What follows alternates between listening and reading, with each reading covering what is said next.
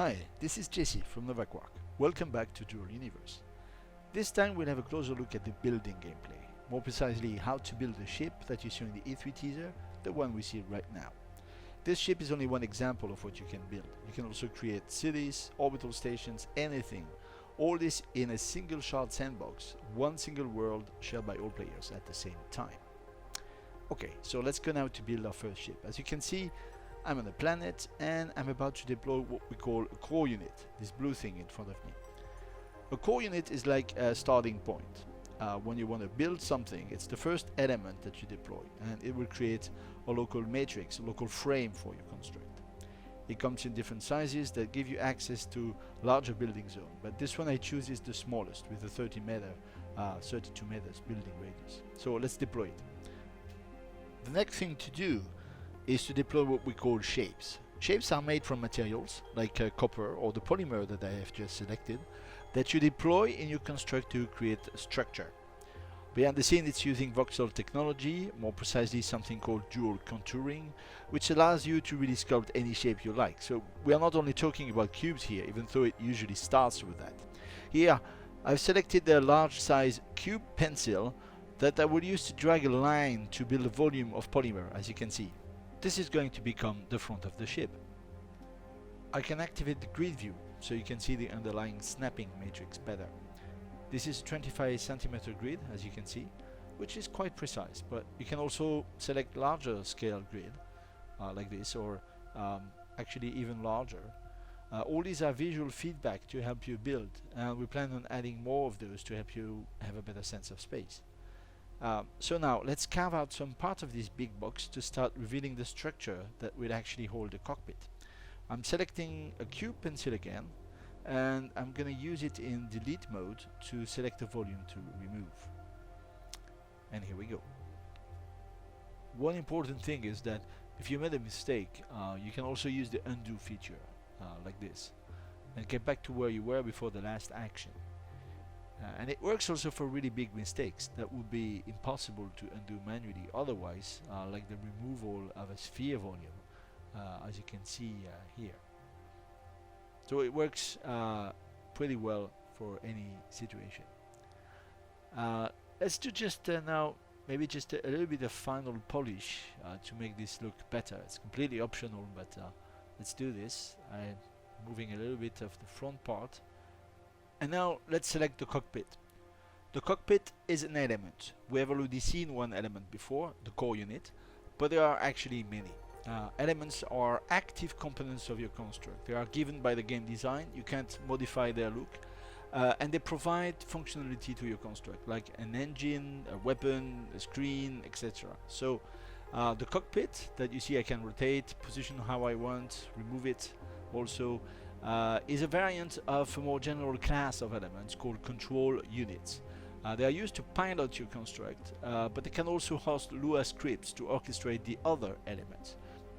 The cockpit is a bit special because it has an auto-configure function that will be able to analyze your ship, locate the engines and all necessary elements, and create the flight control Lua script for you. So no worry if you don't know how to script, you can still build and fly your ship. I'm finishing a bit of polish now, just using this triangle pencil, and let's go now to the back of the ship to create the part that will hold the engines and the fuel tank.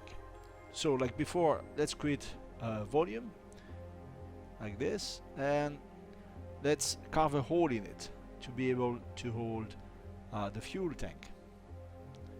Here we go.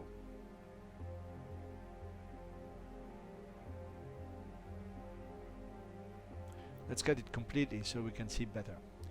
I'm gonna pick the tank now from the inventory. Now please remember that this is pre-alpha footage.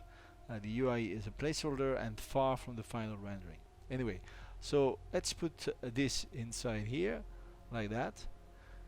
So different engines will need different fuel types, so this is just one example. Now you'll have to factor also the weight of the fuel tank when designing a ship and make trade-offs between autonomy and speed, for example. I'm going to close the space in front of the engine, and for this let me show you the surface linker tool. It's a really powerful tool, as you can see, that allow you to select two surfaces and fill the space between them with shapes.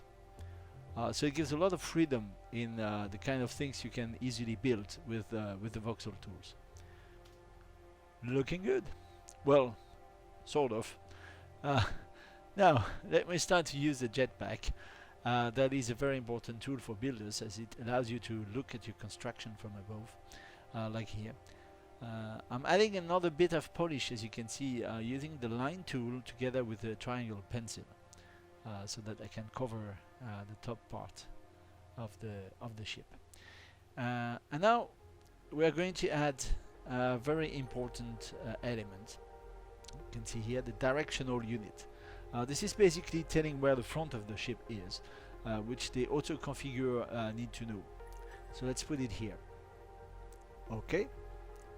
So now let's add the last and perhaps most important part, which are the engines. Here you can see I can position one engine on this side.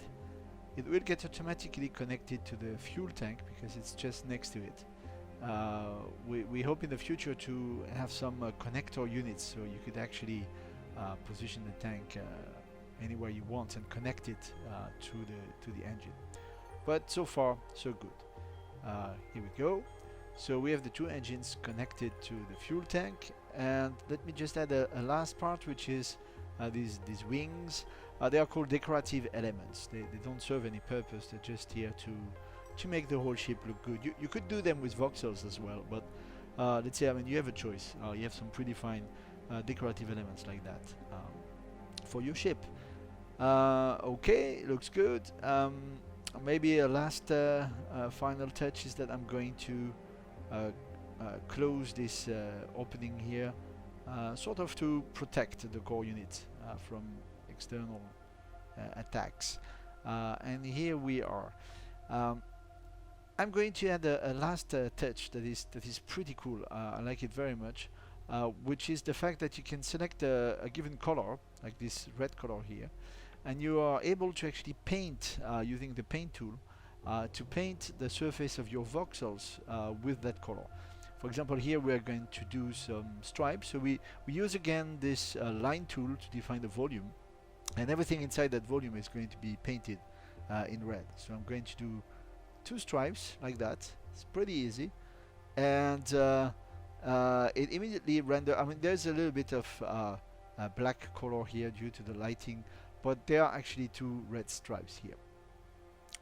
Last thing I want to do is to add adjusters. So adjusters are those tiny elements which actually are engines, but they don't require any power or any energy to be functional. They don't have a lot of thrust power, but they are essential in getting your ship to be maneuverable, because they are going to be used by the scripting and by the auto configure actually to create the forces to steer your ship in any direction, to make it turn basically. So because everything is physically based, you have to put these kind of things so that your ship actually can physically do the kind of thing you expect it to do, like turning, going up and down and so on. And that's it. I think we're pretty done now. We have a cockpit, engines, a directional unit, adjusters. Let me just remove the grid and we're good. I'm going to use the jetpack again to have a final look around. It's a pretty nice ship. And now the last thing I have to do is simply to step inside the cockpit and activate it. Up, on our way to the stars. Thanks a lot for watching. I hope you liked it. Keep in mind that this is still pre-alpha gameplay. A lot of things may change until the final release. And meanwhile, let's discuss together on our social media. Don't hesitate to join the forum or the community website, and talk to you soon in Dual Universe.